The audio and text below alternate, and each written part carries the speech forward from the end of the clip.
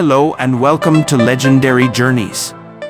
Imagine a medieval island rising from the sea like something out of a dream. Golden stone walls, winding streets, and at the very top, a magnificent abbey crowned with a spire that seems to touch the sky. This is Mont Saint-Michel, one of France's most magical treasures. Today, I'm taking you on a full journey through its history, culture, architecture, food, and the secrets you won't find in guidebooks. We'll discover the best time to visit, how to get here, and what to do once you arrive.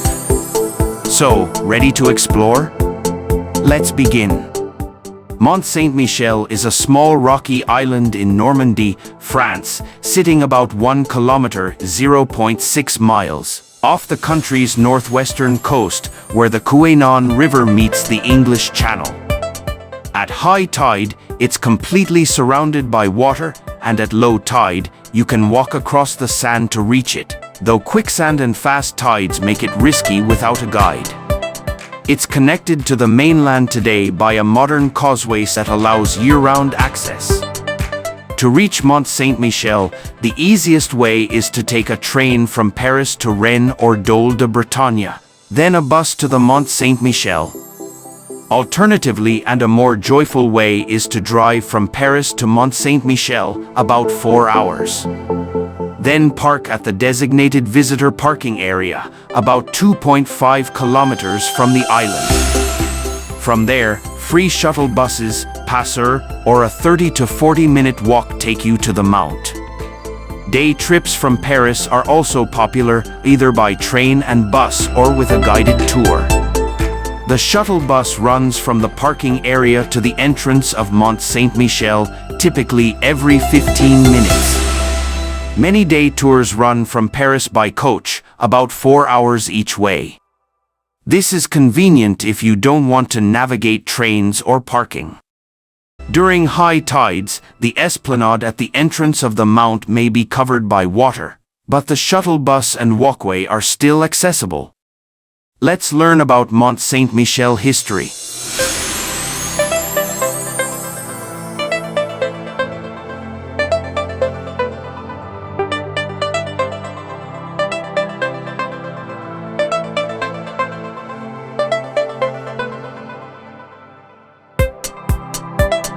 Mont Saint-Michel, a tidal island and commune in Normandy, France, boasts a rich history spanning over a millennium. Initially a prehistoric site, it became a pilgrimage destination in the 8th century after Bishop Aubert of Avranches reported a vision of Archangel Michael. This led to the construction of a monastery, which evolved into a renowned Benedictine abbey during the Middle Ages. Its strategic location and fortifications also made it a key defensive site, particularly during the 100 Years' War, and later a prison. Today, it's a UNESCO World Heritage Site and a major tourist attraction. From the 100 Years' War to the French Revolution, from Romanesque architecture to the latest maritime restoration works, this timeless rock takes us back through the centuries. The granite rock of Mont Saint-Michel was originally known as Mont Tomb. In the year 708, the Archangel Michael appeared in a dream vision to Saint Aubert, Bishop of Avranches, and asked him to build a sanctuary in his name. In 966, a community of Benedictines established itself and built the first church. At the same time, a village began to develop below the mount to welcome the first pilgrims. As the number of pilgrims increased, the original church became too small to accommodate them. The 11th century builders accomplished a real architectural feat. They built 4 crypts around the tip of the rock, before constructing a large abbey church on top of these. In the 13th century, a donation from the King of France, Philippe Auguste, following the conquest of Normandy, allowed the Gothic development of the Mervel to be constructed. This is formed of 2 3-story buildings, crowned by the cloister and the monks' refectory. The 100 Years' War, 1337 to 1453, made it necessary to protect Mont Saint-Michel with a series of military constructions that enabled it to withstand a siege of almost 30 years. Let's dive into this masterpiece of Gothic and Romanesque architecture.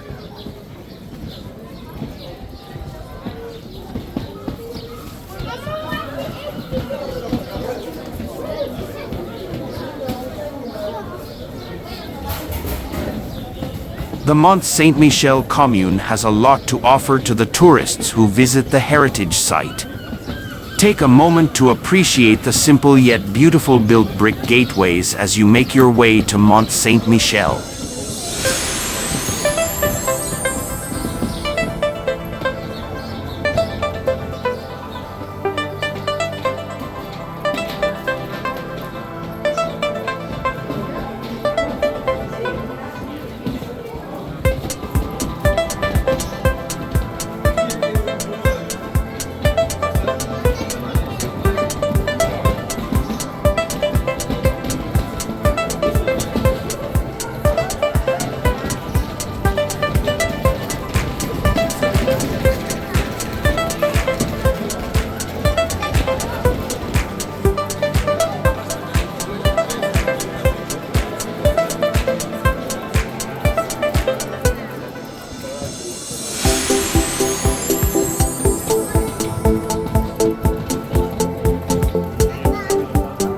As you step onto the island, you'll notice the layers of history built into its stone walls. At the top sits the abbey, a masterpiece of Romanesque solidity and Gothic elegance. Its cloisters, perched high above the sea, feel like a hidden garden in the sky. Below the abbey, the village clings to the rocky slopes, with narrow, winding streets full of shops, cafes, and small houses. Ramparts surround the island, offering panoramic views of the bay. When walking in the Mont Saint-Michel, you feel the stone under your feet, worn smooth by centuries of pilgrims. If you're feeling adventurous, join a guided bay walk. It's the best way to understand the tides, the quicksand, and the wildlife. And of course, the food. No trip here is complete without tasting the region. Try the legendary omelette at La Mère Poulard. Light, fluffy, rich, and whipped by hand, it's cooked in copper pans over a wood fire. This iconic, fluffy omelette is a culinary landmark of Mont Saint-Michel, served at the restaurant of the same name since 1888. Innkeeper Annette Poulard, known as La Mère Poulard, created the dish to quickly serve pilgrims arriving unpredictably based on the tides. The eggs are vigorously whisked by hand in a large copper bowl, incorporating air to create a light and airy foam. Then the mixture is cooked in a long-handled pan over an open wood fire, which adds a distinct flavor and a soft, airy texture.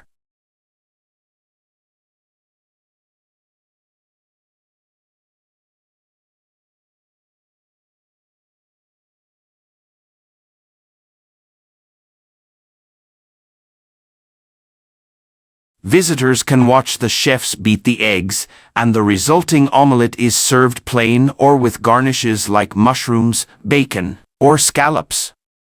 Seafood lovers will rejoice in mussels from the bay. Small, sweet, and served with cream or cider sauce. Normandy is also famous for its lamb, raised on the salt meadows that surround Mont Saint-Michel. And then, dessert. Salted butter caramel, apple tarts, and crisp buttery biscuits. All best enjoyed with a glass of sparkling Normandy cider.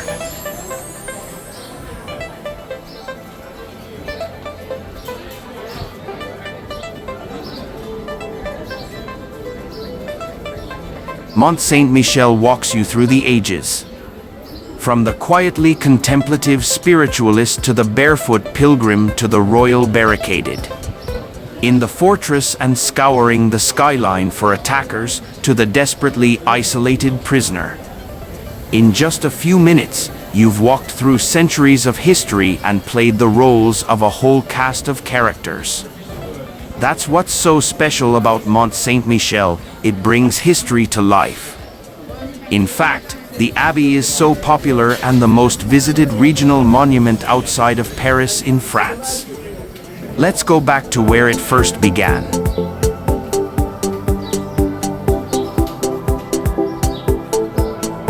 Saint Aubert is credited with founding Mont Saint-Michel.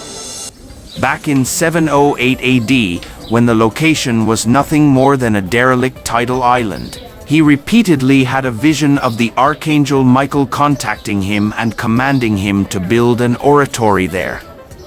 He refused, until the Archangel is alleged to have poked him in the head, burning a hole through his skull. Spookily, the remains of Saint Aubert's skull, with what appears to be a hole in it, is available for viewing at the Basilica of Saint Gervais in nearby Avranches.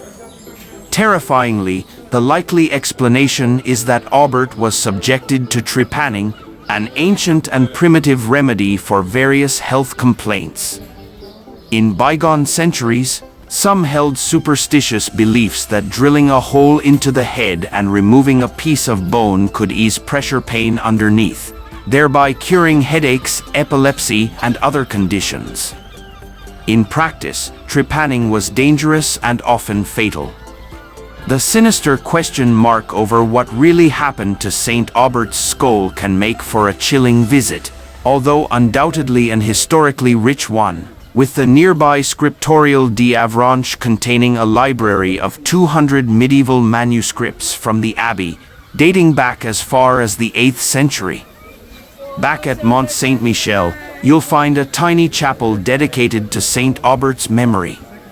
But the building work he put in was just the beginning.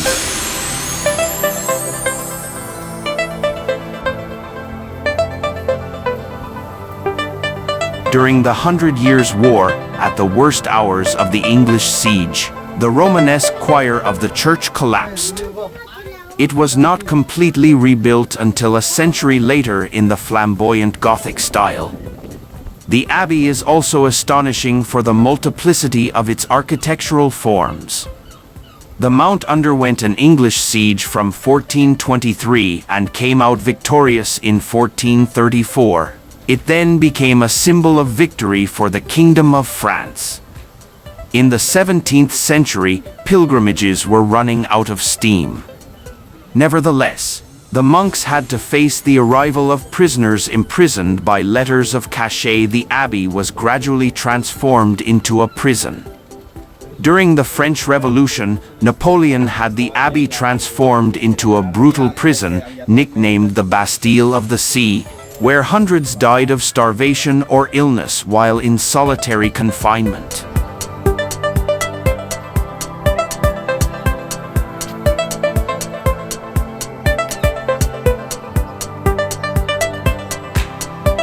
During this time, the state nationalized the property of the clergy and the monks were expelled from the abbey. The abbey became a central house in the 19th century, and most of its spaces were completely refurbished in order to accommodate the greatest number of common law and political prisoners. Among its illustrious prisoners, the Abbey of Mont Saint-Michel counts Armand Barbes and Auguste Blanqui, fierce opponents of the July monarchy.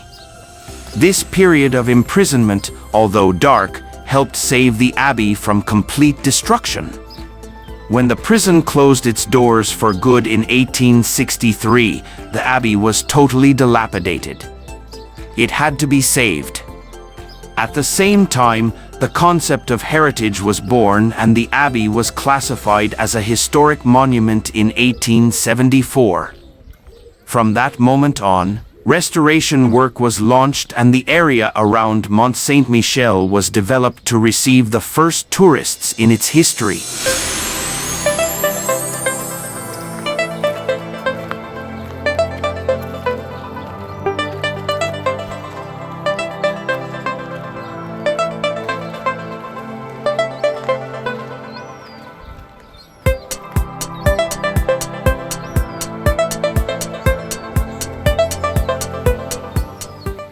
The 19th century proved enormously auspicious for the abbey. In 1862, it was added to the nation's official list of protected historic monuments, and an aesthetic breakthrough came in 1888 when Victor Petitgrand installed a new tower with a neo-Gothic spire, taking inspiration from Notre Dame in Paris.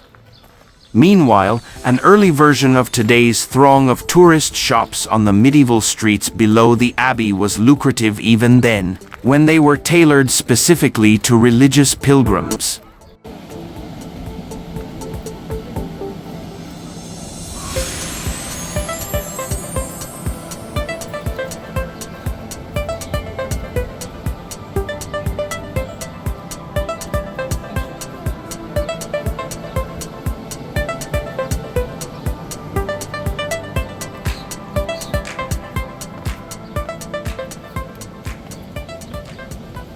More recently, back in 2007, former French leader Nicolas Sarkozy chose the location to launch his presidential campaign. The abbey may have undergone numerous transformations over the years, but it has never lost the historical context and iconic aesthetic that first earned it such visibility. Following the celebration of the monastic millennium in 1965 to 1966, a small community of Benedictine monks moved into the abbey in 1969. In 2001, it was replaced by the monastic fraternities of Jerusalem. Today, a dozen monks and nuns live in this national monument.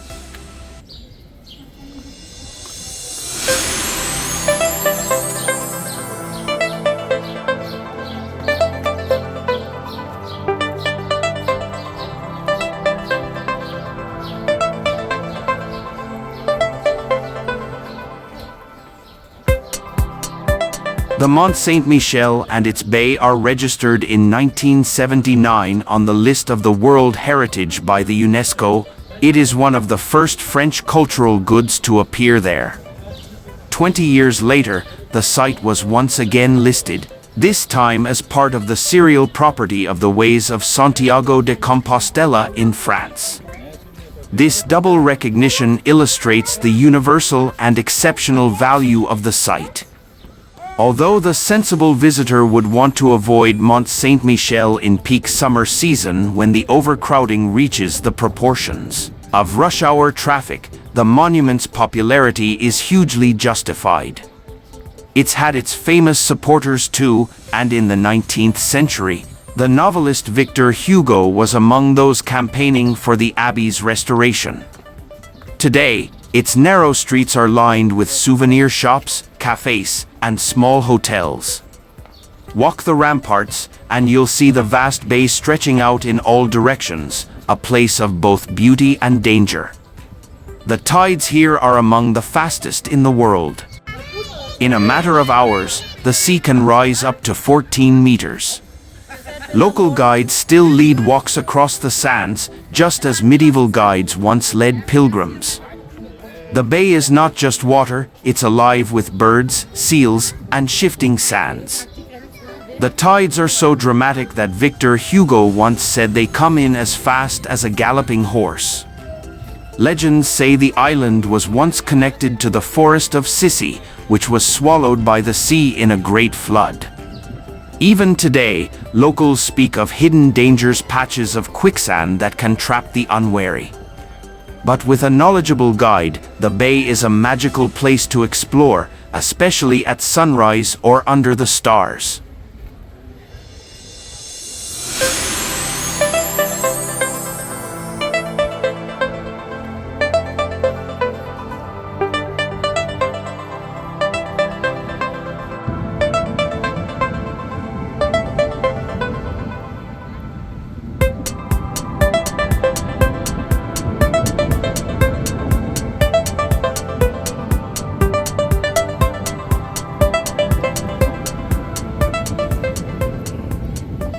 The Mont Saint-Michel is the second most visited monument in France. To help you discover it away from the crowds and protect this beautiful masterpiece site, the best time to visit for avoiding the crowds is to go during the week rather than at the weekend, outside holiday periods and bank holidays, in autumn or in the depths of winter. Bear in mind, however, that there are always crowds on high tide days when the tidal range exceeds 110. If you're coming to the Mont at the end of the day, perhaps for dinner or just to stroll around the ramparts, you should know that not only can you enjoy the wonder without the crowds, but you can also enjoy the beautiful, breathtaking sunset that you will watch later in this video. Allow at least half a day to explore the village and the ramparts, and climb to the top of the mount to visit the famous abbey. If you come early in the morning, you can enjoy the peace and quiet of the site. In the summer, when night falls, enjoy the light shows and entertainment. The abbey is open 9 a.m. to 7 p.m. from May 1st to August 31st, and 9:30 a.m. to 6 p.m. from September 1st to April 30th. It is closed on January 1st, May 1st, and December 25th. Sleeping on the Mont Saint-Michel is a great idea. You are invited to take a timeless break. Spend a night or more in one of the hotels within the medieval walls and you'll be able to capture all the magic of the place. After a meal on the Mont Saint-Michel, stroll through the cobbled streets in the evening and admire the tidal spectacle from the ramparts. As night falls, you'll feel the medieval atmosphere even more than during the day. Stay on the island itself for an atmospheric experience and special high tide evenings that take place in July and August each year. When day visitors leave, Mont Saint-Michel changes. The streets grow quiet. Lanterns glow. The abbey stands illuminated against the dark sky. At night the sound of the tide is louder, the air cooler, and the history almost tangible. As the golden hour bathes the scene in a soft, ethereal light, the abbey's ancient stones glow with a warmth that belies its imposing facade. The crowds of the day thin out, and the quiet of the bay settles in. It's a moment of stillness and magic, where you can almost hear the echoes of history. Whether you are here to cross the quicksand at low tide, or to simply admire from the mainland as the abbey is slowly encircled by the rising waters, the sunset at Mont Saint-Michel offers a spectacle that engages all the senses. It's a testament to the powerful fusion of human ingenuity and natural wonder, a moment where a fairy tale fortress seems to come alive with its own light. Enjoy!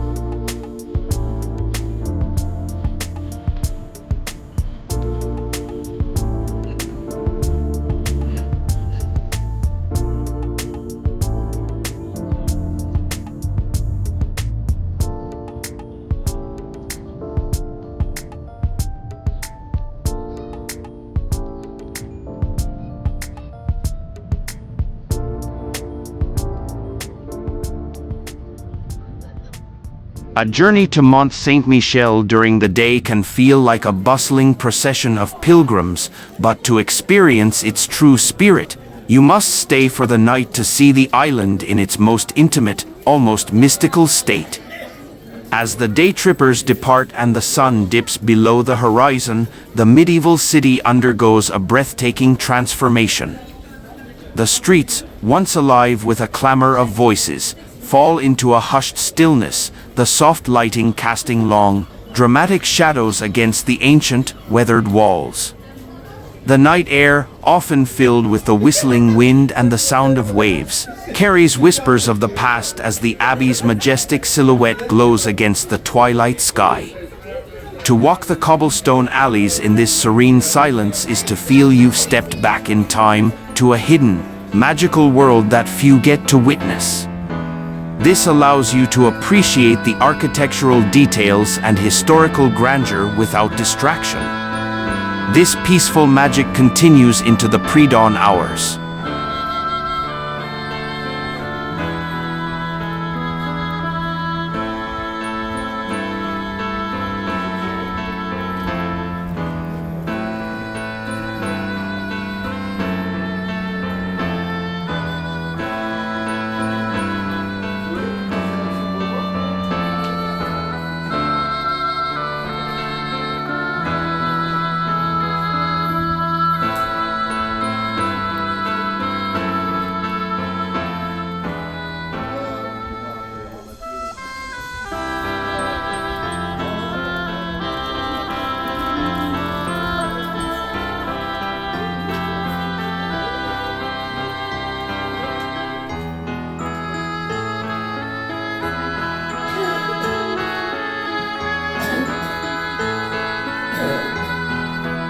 For early risers, the quiet streets and ramparts provide a tranquil space to witness the sunrise over the bay, with the Mount's shadow stretching across the tidal flats. This is a time for contemplation and reflection, a serene counterpoint to the bustling energy that will soon return with the morning light.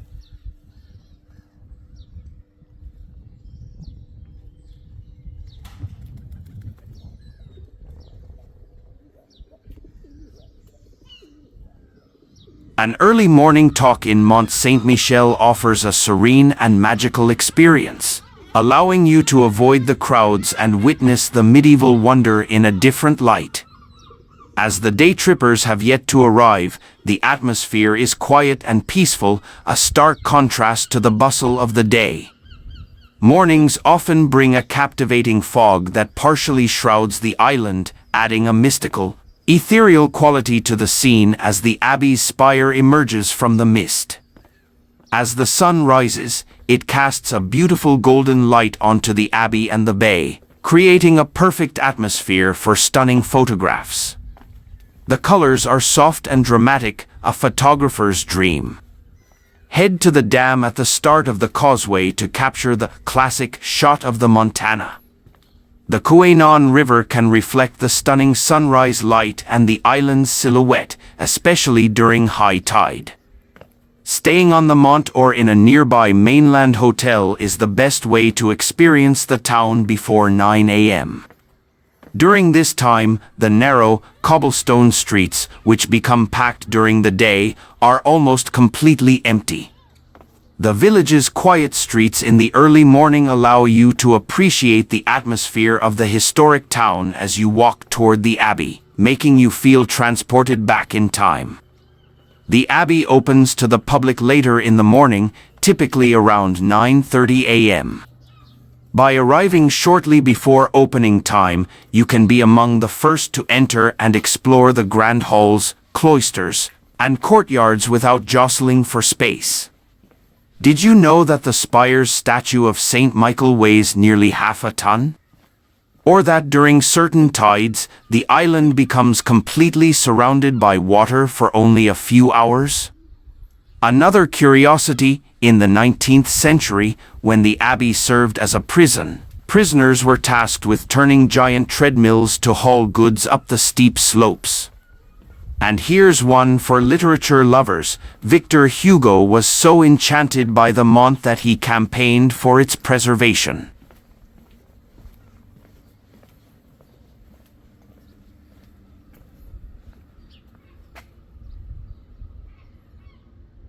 Let's enjoy walking through this quiet magical masterpiece as the golden morning light begins to warm the ancient stones, with the only sounds being the gentle lapping of the tide and the distant cries of gulls. This feeling of having the entire village to yourself before the arrival of the daily crowds is one of the most serene and memorable ways to experience Mont Saint-Michel.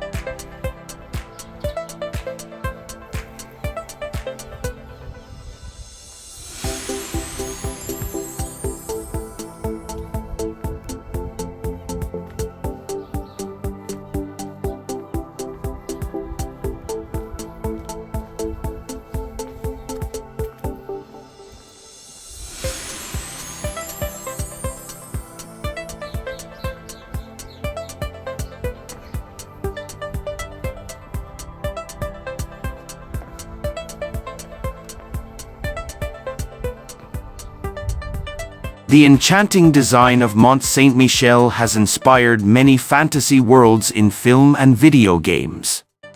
It was the inspiration for the castle in Disney's Tangled and the fictional city of Minas Tirith in The Lord of the Rings: The Return of the King.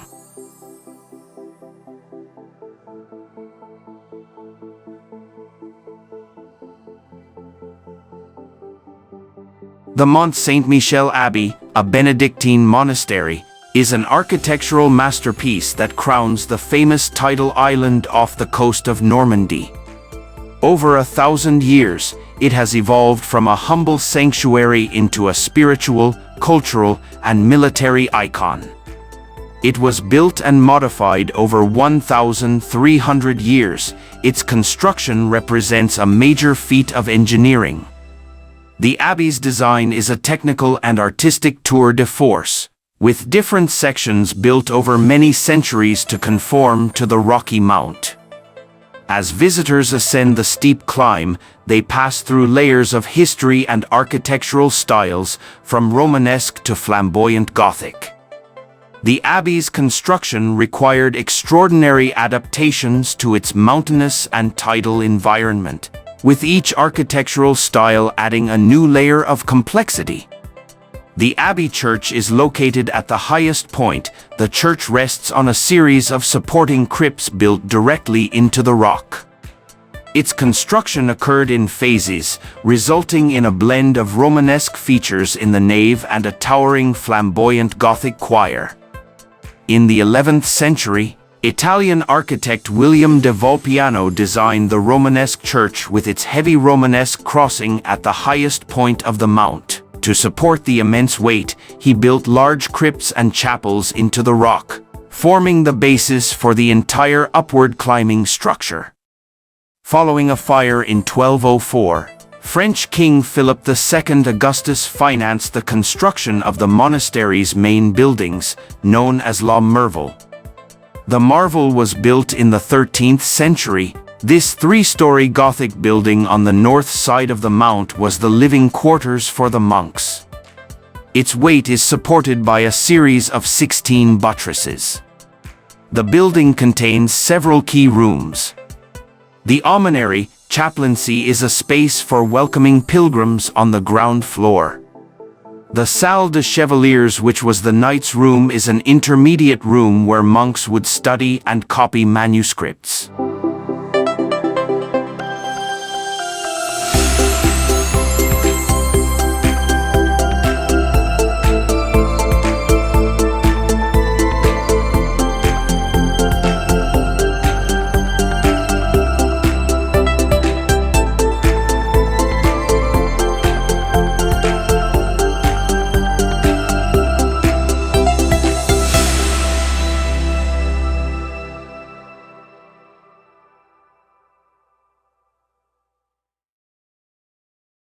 The cloister is located on the highest level.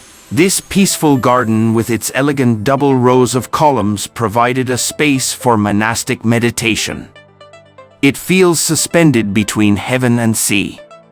Notre Dame sous Terre, the original Carolingian church, built in 966, was eventually encased and covered by later construction.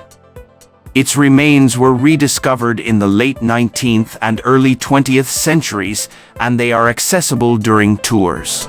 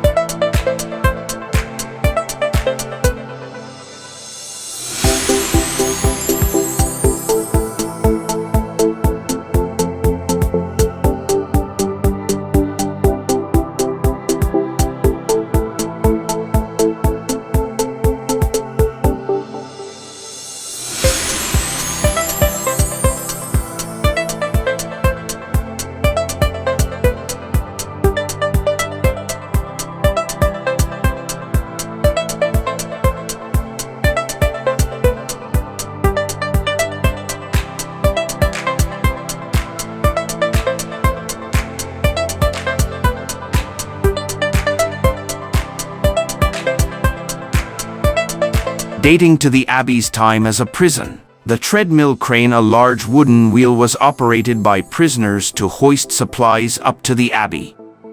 The abbey's layout reflects the social hierarchy of the Middle Ages. At the top is the church, representing God.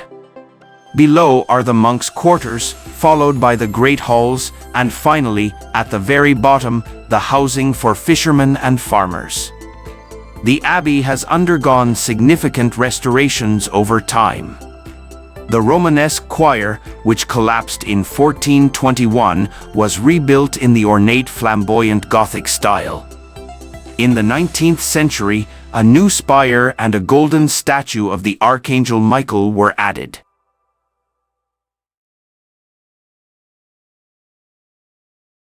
Here's a little-known fact. In medieval times, pilgrims often timed their arrival so it looked like they were walking on water. Today, fewer than 30 people live on the island year-round, yet it welcomes over 3 million visitors every year. Mont Saint-Michel isn't just a place you see. It's a place you feel, in the wind, in the stones, in the pull of the tide. Watching the sunrise at Mont Saint-Michel feels magical because of the interplay of light, tides, and the site's medieval mystique. The peaceful early morning atmosphere is a stark contrast to the busy daytime, allowing you to appreciate the site's beauty in a different, more personal way. As the sun rises in the east, its warm, golden rays illuminate the western face of the abbey and village. The soft, dramatic colors and long shadows create a breathtaking scene, especially when reflected on the water.